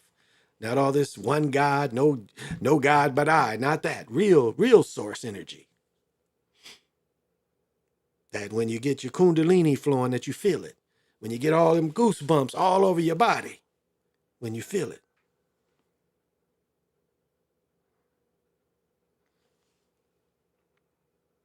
So it's nothing to be scared of. You'd be like, okay, if it's time to go, it goes. And if you practice, and it's like getting into the book of the Tibetan Book of the Dead. If you practice these things already, you ain't gotta struggle. You know, when you know to shut down all your orifices, you shut them all down automatically. When that black wall hits you, because it happens quick. It happens quick. But you automatically shut down all your orifices. Time for everything to come out, you come out through your head, through your crown. So if you practice, that's what the practice is for. Everything is discernment. It ain't like you read the whole book and got to go step 1, step 2. No. You read the parts that speak to you. You read the parts that's like, what can I do of all this information I'm gathering? What's the most important information? If you can, you should lay your head in the east. And definitely when you're dying, you want your head to lay in the east, your feet in the west. If you're with a dying person, rub their head. Try to help motivate them to come out their crown. But the Tibetan Book of the Dead is definitely a good reference to show you how to die. Because what else out there is there for you to look to say, what are steps of when I'm dying? What are the steps? There's only one reference, really. Because the Egyptian Book of the Dead don't really tell you the real steps. It just tells you lighter than a feather. How did you live your life? There's no judgment. That's the part that's wrong. There's no judgment there. It's just death. There's no judgment. You just go to source, no matter good, bad, evil, you just go to source. There's no judgment. It's just death. Now, reincarnation, maybe. Maybe they do. Maybe that is the price you pay for being wicked. Is probably reincarnation. They're like, okay, you're a fucked up person. We're going to make you keep doing it over and over again. That's karma, what they talk about. And I've said before, you can live above karma, but that's probably what reincarnation is. You get penalized. Like, okay, you live fucked up. You got to do it again, do it again, do it again. But for the many of us that lived the way we were supposed to live, You know, you go straight to source and you ain't got to do it again. Can you imagine being born in this time? Can you imagine being a child in this time? I mean, I'm so glad I'm not a child now. In some ways, you know, I do worry about my children, you know, especially my youngest daughter, and the way and all this thing she's exposed to already at such a young age. The decisions my children have to make, you know. And then like some say, you know, I lived in the real. The 60s and 70s, it was still real. And I got to experience the real life. Real dirt, real sky, real air, real water, where you could drink out the hose, you could drink out the sink. I got to experience that. Not all this fakeness we go to now. I got to use my imagination, not having a video game keeping my attention. I remember I said before, video games were under me. I was the age where I was too old for that shit. I ain't never go to no arcades. Yeah, I played Pong with my brother, Atari, I think, in television. But again, that was my brother's stuff. He 59. That was his stuff that he was more influenced by. I wasn't influenced by that. Never been a big video gamer. The most video game I did, I think, PlayStation 2, the NASCAR. I like the simulators. I like Pearl Harbor, Call of Duty Pearl Harbor, where you could just shoot at zeros, Japanese zeros with unlimited ammunition. I did like that. But that's it. Now, I've bought systems for my children, multiple systems, starting with the Nintendo, Xbox. So I bought that shit. What's the Sony version? I bought PlayStation. I bought all that shit for my children. And and it's like underachievement. I'm doing so well, I'm doing well enough to buy this for my children. And just as much as they enjoy it, it's like a trophy for me that I'm in a position to buy this for them. So when my children gives the other people, they like, hey, we got that shit too. And that's almost like a trophy for a parent for a period. That I'm doing well enough, I can buy this for my child. And so, it's brainwashing of me as well. I have to show the world that I'm doing well enough that I can provide this for my child. Instead of saying, well, mentally, they might not need it. If you dig. So I can't say I'm not faulted there because I was. Again, I know myself. I know my faults and my weaknesses.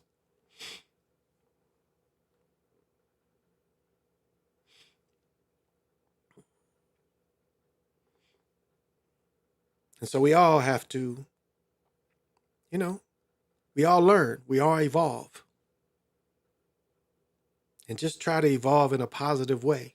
Just evolve loving yourself, having a high opinion of yourself, trying to be your best self. Because that's all you can do is be your best self. That's all you can do. Live your truth, whatever that may be. But work on that spiritualness. Work on being the lighter man, having that light body and being comfortable with your light body. Getting in touch with what they call your higher self, which is your other self in some ways, but you can touch that. Have that guide you. What did it say? Let your conscience be your guide. Remember that? Let your conscience be your guide. I know what you're thinking, know what you're doing, know what you're planning. Let your conscience be your guide. And you don't need to be spiritual. You don't need to be any church, any preacher, spiritual advisors. You don't need any of that. You can be your own spiritual advisor. Now, it doesn't hurt to bounce ideas off of people, to get advice from people. That doesn't hurt. But it's so easily to be misled by people.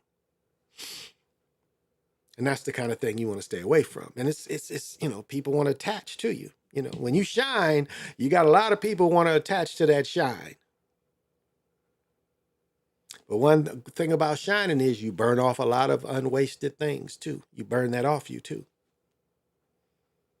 Like I was talking about my cousin and saying, my words is like, venom to him. Keeps him away from me.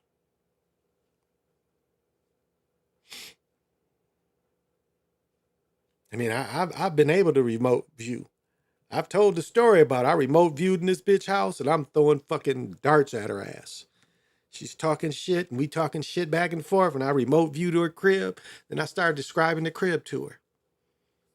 I'm like, yeah, I went down the hall and I saw pictures on both sides. I'm like, yeah, you got pictures on both sides of your hallway. This is what the color of your floor is. Right now, I'm telling you, I told her where she was sitting. I described her desk to her and everything. I'm looking at her. I'm behind her. So I done remote view and I'm still talking shit to her on the internet. But I remote viewed and I'm throwing shit. And she's like, oh, I'm throwing those spiritual darts. She goes, oh, oh, oh. She don't even know. She think her back is scratched. And I'm just throwing that shit at her. She's, oh, oh, oh. It didn't harm her. Just fuck with her. It just fuck with her. And I've said before, you know, I fuck with people when I standing in line and shit. I'd be like, turn around. Look to your right. Look to your left. I mean, we got all kind of powers, y'all. But I practice that shit when I'm out and about. I'd be like, turn around. Turn around.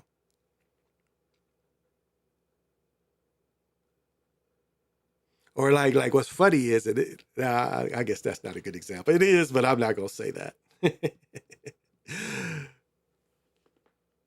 But it's just fucking with people. That's all. It's just fucking with people. But life is definitely what you make it and how much you enjoy it. And it goes so fast. That's what you have to understand. It goes so fast. I remember seeing my parents in their 20s and their 30s. I remember when my dad turned 50. And my dad is 81. My mom is 83. And I remember these people when they were young. Sometimes when I think about them, I don't think about the old person I think about the young person. And I imagine my children kind of look at me in the same way.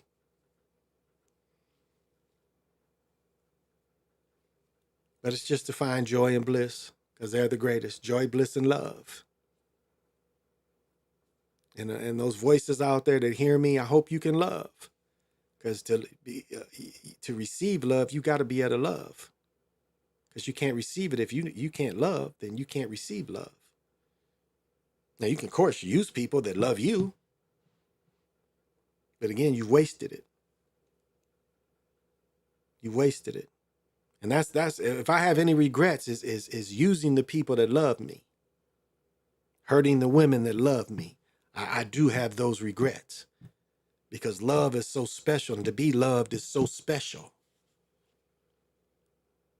That I do regret that I hurt people that love me. I regret that totally. Because love is special and supreme. And I'm lucky that I found someone else that loved me and that I can love. So with that said, I am Big Pontiac, also known as Time Lord, also known as Starface. Thank you for coming. I'll be on probably Wednesday to do the picks. And if I win the 49ers tomorrow, I'm going to end up 11-4. So, till we meet again, thank you. Oh, and another thing. Eat your Wheaties. I can't do